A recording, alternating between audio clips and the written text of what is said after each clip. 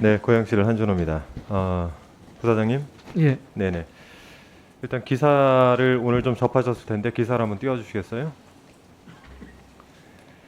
예, 오늘 이 관련된 기사들이 좀 많이 나왔어요. 예, 네, 혹시 내용 보셨습니까? 관련된 기사들? 봤습니다. 예, 네네. 이 문제점에 대해서 일단 좀 말씀을 드리고, 두 번째는 제가 드리고 싶은 말씀은 지난 2022년 8월 3일하고 22년 9월 21일 두 차례 MBC 보도가 나왔는데, 이 보도의 핵심은 두 가지입니다. 첫 번째는 성면 창틀에 성면이 남아있는 걸 그대로 두고 인지를 하지 못했던 부분이 하나 있고, 또 하나는 절차를 무시하고 무단으로 철거했던 부분입니다. 예, 이 부분에 대해서는 잘 인지하고 계시죠? 예, 알고 있습니다. 예, 여기에 대한 조치를 하셔야 됩니다. 예, 즉 모든 건물에 LH 공공임대주택을 비롯해가지고 모든 건물에 성면 사용 여부 전수조사를 해야 돼요.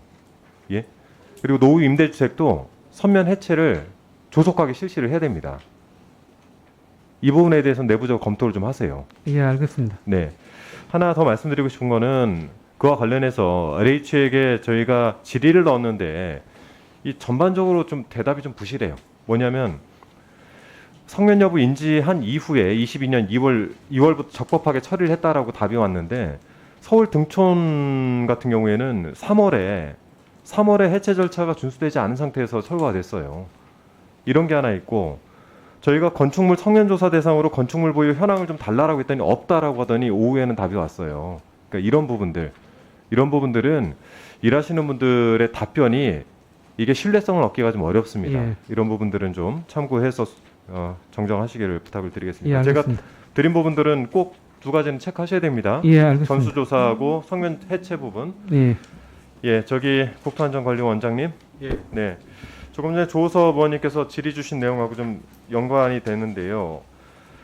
저희가 국토안전관리원이 출범한 지가 얼마 안 됐죠. 이제 20년 12월에 출범을 예, 했으니까. 그렇습니다. 네, 7-3년이 안 됐는데, 가장 중요한 거는 국토안전관리원 출범의 이유가 뭘까요? 간단하게 말씀을 해주시겠어요? 일단 건설 사고를 막고요. 그래서 네. 국민 안전을 도모하는 게 가장 기본. 기존에 있던 기능의 건설 현장 안전관리 기능이 강화됐죠. 예, 그렇습니다. 그럼에도 불구하고 매년 사고 발생 건수나 부상자 건수는 계속 늘어나고 있는 건 아시고 계시죠? 예, 네, 수치상으로 알고 계실 겁니다. 이 부분에 가장 중요한 거는 저는 안전관리 종합 정보망이라고 보는데, 예, 이게 결국엔 사고가 발생하고 나서 건설공사 발주청에서 사고 경위를 입력을 하게 돼 있잖아요. 예, 그렇습니다. 입력이 부실할 때는 여기에 대해서 CSI에서 제대로 확인을 할 방법이 없지 않습니까, 현재로서? 예, 이거 어떻게 대비를 해야 되겠습니까? 일단은 그 발주청에서 이 공사하는 데서 신고를 네. 해야 된다는 걸 분명히 아는 게 좀 중요하고요. 그거를 강제할 방법은 없습니까? 예, 지금 당장 뭐 강제하는 거는 그러면은 대안이 안 나오는 거 아니에요?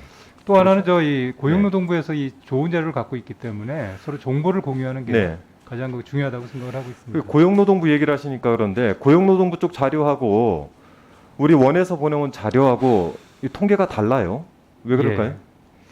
이 통계 내는 그 기준이 좀 다릅니다. 산업재해 같은 경우에는 네. 사고가 끝난 다음에 산재 처리를 한 다음에 통계를 잡고요. 저희는 이제 사고가 발생할 때 바로 신고하도록 그렇게 돼 있고, 그러면은 대체로 원의 자료가 훨씬 더 수치가 많아야 되는 거 아닙니까? 오히려 그 고용 산업재해 쪽에서는 오히려 그 전기 안전이나 통신이나 다른 그 공사에 대한 그 재해도 그 통계를 잡고 있고요. 제가 그래서 그 기준에 대해서도 말씀을 드리고 싶은 게, 이 대부분 이제 자료를 보면은 이 기준을 어떻게 잡고 있냐면은 기타 사항들이 굉장히 많아요. 그리고 예. 두 번째는 이 내용조차도 미입력 상태도 상당히 많은 데다가 이 뭐 복장 개인 보호구의 부적절한 사용 등 사망한 노동자의 잘못으로 기재되는 경우가 상당수가 있습니다. 예. 이러니까 두 개가 수치가 다를 수밖에 없는 거예요.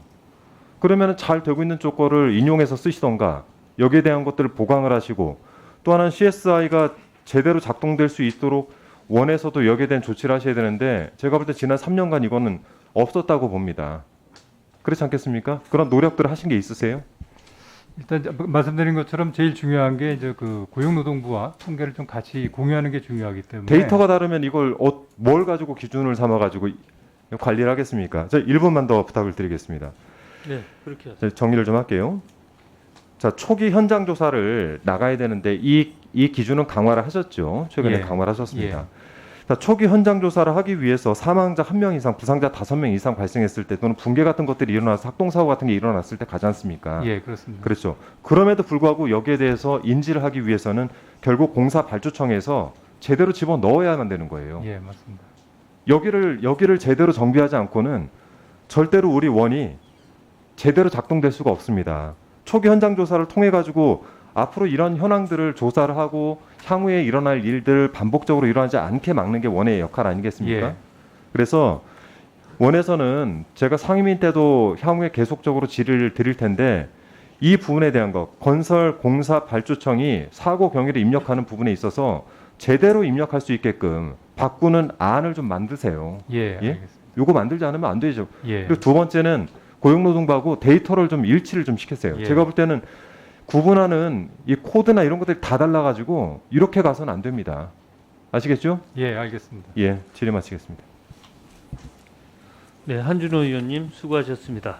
다음은 서일준 의원님 질의해 주십시오.